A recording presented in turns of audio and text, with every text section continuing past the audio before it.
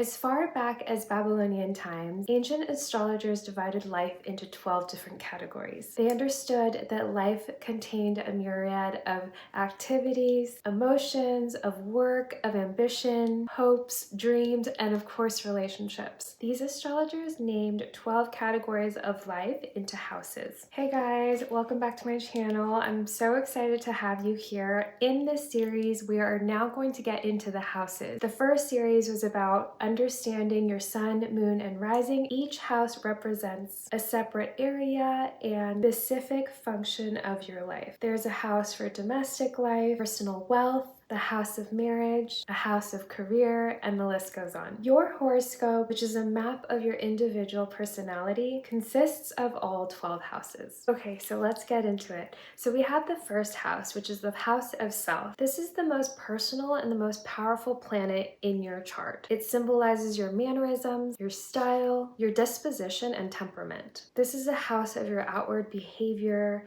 your likes, your dislikes, and ultimately reveals the way you present yourself to the world, and also the way that the outside world perceives you. It often also dictates your physical characteristics, especially in your head and like your facial features. So oftentimes you can tell in these moments where you'll look at someone and you'll be like, oh, maybe they have a rising Cancer sign, then that means they'll have more like round faces, or either really busty and like feel very nurturing, or they'll have this sort of crab-like nature. So you'll be able to pinpoint and guess based off of the way that you perceive them and their physical characteristics. Sometimes this house is considered this house of self-interest. It denotes what you want in life and how far you're willing to go to get it. The place in your chart at which this house, the first house, begins is the most important part in your horoscope. And let me tell you why. Because it determines where all of your other houses will follow. You are a rising Gemini sign and you have your rising ascendant in Gemini, then that means that you'll have Gemini in your first, and in your second house you will have Cancer,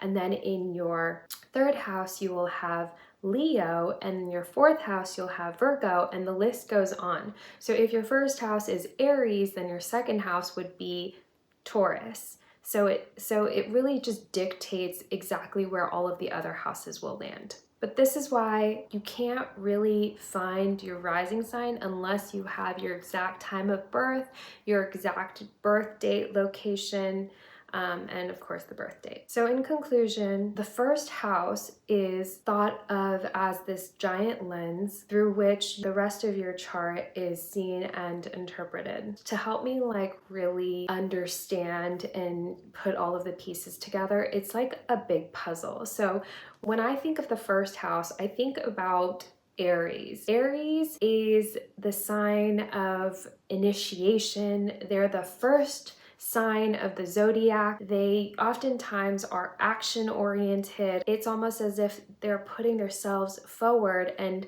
that's how I relate this house to the house of self, the house of taking initiative for yourself.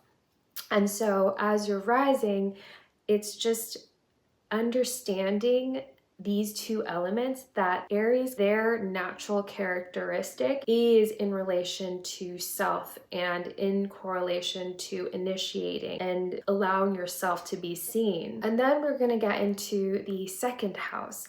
The second house represents money and possessions. It relates to what you own in life and what you will acquire in your future. Your income, your financial prospects. This is the house of movable possessions, the things that you physically take with you as you move through life. The second house also tells you how you feel about your money and your possessions and gives you a clue to the kinds of objects that you like to have surrounding you. To a certain extent, it gives you an idea of your ability to handle money and to earn money. The second house also shows sort of what activities serve as a lucrative way of making money. I like to compare this house to Taurus. Taurus is also the second sign of the zodiac as you go down the wheel. And I'm talking about Western astrology, of course. They tend to have this flair and appreciation for beauty. Taurus is ruled by the sign of Venus. Taurus's planet is Venus, and therefore they're about beauty and just the things that are really beautiful and timeless and have this sort of luxurious nature. And so naturally, I'm going to think about their house, the house of money, the house of possessions, because they're all about beauty. And that alone is truly like about how you manage the things that you possess, how you feel about the things that are materially and physically around you. Those are some aspects that really can dictate someone's behavior. If you have your second house in Leo, for instance, you might love the grandiose gestures that are provided for. You might love to be surrounded by gold and things that are a little bit more bold and extravagant, because Leos just are very charismatic. They're ruled by the sun. And so it's really about merging these two elements and better understanding what happens when these two planets come together, and understanding the vibe and the essence when two things are mixed together and put into one. I hope that helped. Now we're going to get into the third house. The third house is ruled by communication, and I think that understanding where your third house is can bring you so much clarity in your gifts of how you can pursue the world that you live in, how you can hone in on your skills of communication. Because when you get to look at these two planets, you'll better understand how you respond and interact with people around you, and how do you communicate your needs and your wants and your desires. So the third house relates to your immediate environment in three major areas: self-expression, your family ties, and day-to-day travel. So it's just truly like how you communicate through your days, every single day, day in and day out, with the people that you love and the people that you surround yourself with. I guess you can't really say the people that you love, but typically you try and spend the time that you have with the people that you care about. So this house governs the way that you speak, the way that you think, the way you come up with conclusions in your mind logically. How do you create concepts, and how do you come up with ideas? Logic, memory, and manual skills are in this domain. The third house also sort of indicates what sort of early education you received and your ability to study and to learn. Your relationships with your brothers, your sister, your uncles, your aunts, neighbors, all of this are part of this influence in this house. So short trips and vehicles for this type of travel are governed by the third house, especially the travel that you do for work or for education. Okay, so I love to relate this to the sign of Gemini. Gemini, they're the twins. They relate to the third house primarily because they're the twins, and the twins, if you have a Gemini sort of nature or spirit, you'll understand that you're constantly comparing the two options and the two best options that you have. And so you're always constantly logically processing everything, and you always view life and view everything from the standpoint of the twins, from two options, and therefore it gives you this sort of better concept of how to communicate with everybody and create more harmony. Geminis are really good at figuring out and analyzing the people around them, their thoughts. They're kind of similar to Virgos in a sense that they're constantly dissecting things, but then they also have this sort of Sagittarius nature because they're quite open-minded and eclectic by nature. If you look at a Gemini style, they're also kind of like quirky and fun, but then they're also really playful and youthful in a sense and colorful. You'll be able to see that in their outward appearance, and they'll feel kind of like a chameleon. They're always thinking in different ways, And so they never stick to just one idea. They're not fixed like Capricorn. They don't just have one style. They like to explore and try out different things constantly. The fourth house is the rulership of the house of the home, also ruled by Cancer. Cancer is all about the home. The fourth house governs your home life in the past, present, and future. It indicates the kind of home that you had in your childhood and your relationship with your parents. What you have brought home from your ancestors is in this domain, in the house of the home. In the present, the fourth house relates to the kind of home you make for yourself. Your current domestic affairs are in this house under this influence, as are real estate, your holdings, your ownership of land.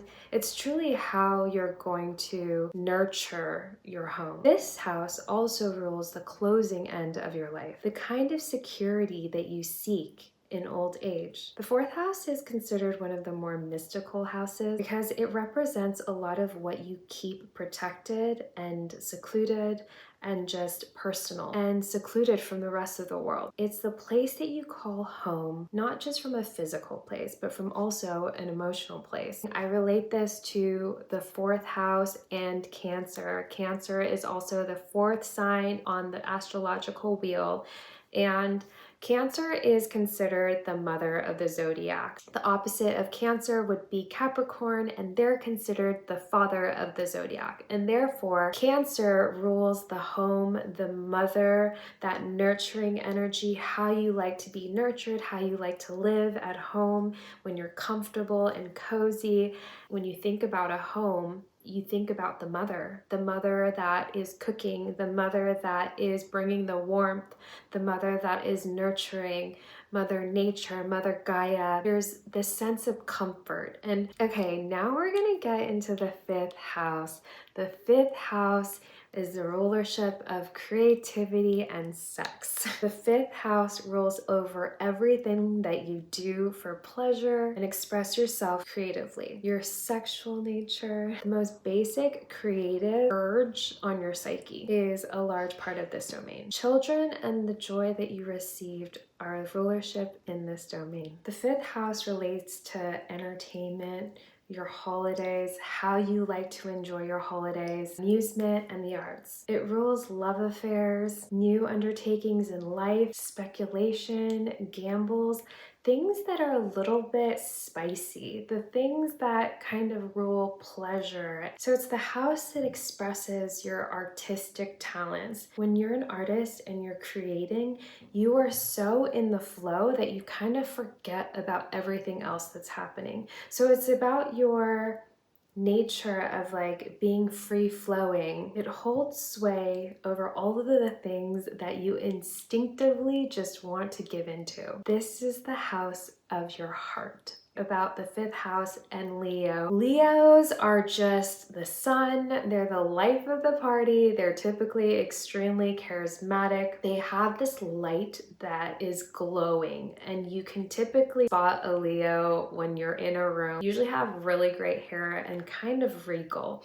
And there's this nature where when a Leo is excited and passionate and talking, you can see it in their eyes. You can feel that energy, you can feel that light, and there's this sort of undeniable nature of like loving it because they're exuding this energy, and it's this fire and this flame within. I mean, there's a reason why Leos are fiery. They're a little bit fiery by nature.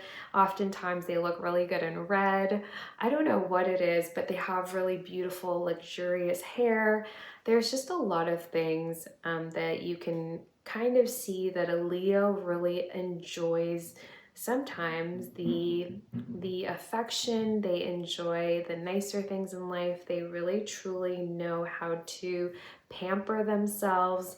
And so it's really about how you enjoy yourself, how you enjoy your holidays when you get to relax. So the next house we have is the sixth house. The sixth house represents service and of health. Often called the house of service to others, it indicates your need and desire to be helpful to the world and to those around you, and how you're going to be of service to those around you. In the olden days, it governed the way that you would treat a servant, for instance, and of those who were of inferior standing. It's kind of like how you would treat somebody if they could do nothing for you. In modern day, though, this house represents how you treat the people that you work with those who are subordinates, with those who are your employers. The sixth house also relates to your state of health, and especially illnesses that are brought upon when you experience stress, worry, or sort of emotional upsets. This house signifies whether or not you have a sort of robust or delicate disposition or delicate constitution, what kind of diseases you might be subject to. I think about Virgo. Virgo is the next sign on the zodiac wheel, and they tend to be perfectionists. When I think of the sixth house, it's about your everyday to day habit. You have these habits that you form, and these habits will dictate your health and your wealth, your wellness, and your well-being. And if you don't take care of this sector, and you don't take care of your sixth house in the best way possible that suits your sign, then naturally you're going to have long-term effects that will deter you from living and experiencing a very healthy lifestyle. I also think it's funny and ironic because a lot of Virgos think of life that way. They are all about being of service to others, and that's how they respond to life in general. Honestly, Virgos are the type of people who are there for me. They're the ride or die.